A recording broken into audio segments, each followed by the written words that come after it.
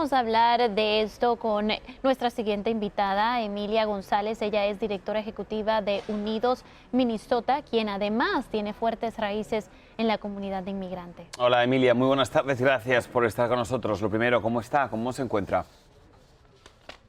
Buenas tardes, pues estamos en estado de emergencia, estamos en crisis, estamos en alerta debido a esta acción por parte del gobierno federal en poner una serie de agentes oficiales en el estado de Minnesota, que incluso son muchos más agentes que los mismos miembros de la policía o de los sheriffs. Tenemos muchísimos más agentes ¿Cómo en una están? comunidad que es relativamente pequeña en términos de migración. Entonces, es una crisis, hay mucho miedo, Sí. hay negocios, hay reversos económicos, hay crisis económica, hay crisis humanitaria, hay crisis en general en la comunidad. Y Emilia, cuéntanos qué se hace, qué están haciendo desde organizaciones comunitarias como la suya para poder ayudar a las familias que, como usted muy bien ha reconocido, tienen miedo, hay mucha incertidumbre, ¿por qué no decirlo? Hay pánico de salir a la calle. ¿Cómo se les Así ayuda? es. Pues lo principal es preparar a las personas para que sepan sus derechos constitucionales. Recordemos que seguimos viviendo en un país en donde la Constitución avala a las personas, independientemente de dónde nacieron, el color de su piel o cuánto ganan, con ciertas garantías, lo cual incluye debido proceso, lo cual incluye su derecho de libre albedrío, su derecho de hablar libremente, el derecho de la prensa, el derecho de tener asambleas públicas y el derecho de tener una opinión contraria al gobierno federal o al gobierno en turno.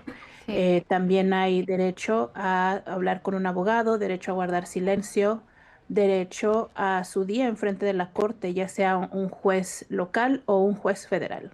Y hablando de los derechos, también hay reportes y denuncias por parte de residentes y de ciudadanos de Minneapolis y de todo el estado que están recibiendo información por parte de agentes de inmigración con documentos que muestran ser lo que podría ser una orden de arresto, pero hay que verificar de que en sí es firmada por un juez federal o un juez de inmigración. Hay muchos interrogantes de qué deben hacer las personas en un momento cuando se aparece agentes de inmigración a sus casas. Así es, hay casos, habrá litigio, hay organizaciones como el ACLU e incluso en la parte del fiscal del estado de Minnesota, el fiscal general Keith Ellison, en donde se habla de incidentes en donde una orden administrativa, la cual no es una orden de cateo, ha sido utilizada para tirar puertas o para romper vidrios no solo de inmigrantes, sino también de ciudadanos americanos que están observando constitucionalmente. Hemos tenido testigos en donde se ha usado el uso de la fuerza, se ha golpeado a personas que están o siendo arrestadas o que están observando o grabando las acciones. Y también hemos escuchado de testigos que continúan alegando que es un uso excesivo de fuerza bajo este concepto que los agentes federales que trabajan para el Departamento de Seguridad Nacional son inmunes a cualquier tipo de proceso en caso de uso excesivo de la fuerza o no utilizar los argumentos o los documentos necesarios para catear un lugar privado, un lugar de trabajo, un hospital.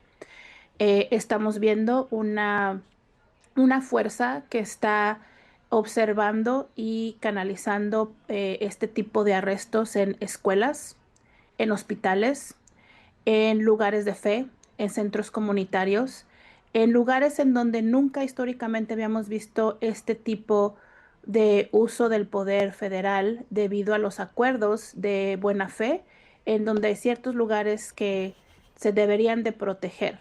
Eso no es el caso en estas actividades en los recientes días y a través de esta operación en Minnesota. Emilia, me gustaría preguntarte también, no solamente por el sentir de la comunidad migrante, sino también por el sentir de la comunidad no migrante. ¿Cómo estás viendo la respuesta de los diferentes ciudadanos que hayan nacido aquí en los Estados Unidos? Pues el minnesotano es un ser humano muy peculiar. En Minnesota no tenemos una mayoría grande inmigrante. Realmente la comunidad indocumentada son menos de 150,000 habitantes. Es mucho menor que la comunidad inmigrante indocumentada en ciudades como Los Ángeles o Chicago. Sí tenemos una comunidad importante como refugiados somalíes. También este es el lugar en donde se abrió las puertas después de la guerra en los países asiáticos para darle la bienvenida a los refugiados de Laos. Entonces Mm, tenemos una historia en este estado de donde se da la bienvenida al inmigrante, se da de comer al pobre, se ayuda al anciano y se abren los sistemas sociales que son jurisdicción del estado para poder crear una fábrica social de solidaridad y de apoyo mutuo.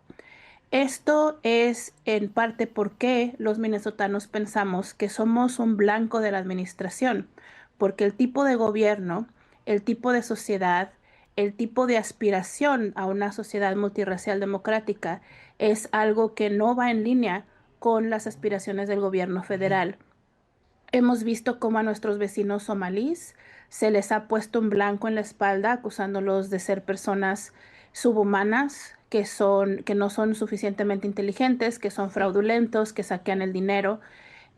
También hemos visto cómo se han catalogado a nuestros inmigrantes latinoamericanos como criminales, depredadores, etcétera. Entonces, esta narrativa que divide a los pueblos, que divide a las comunidades, no ha sido suficiente para dividir al pueblo minnesotano.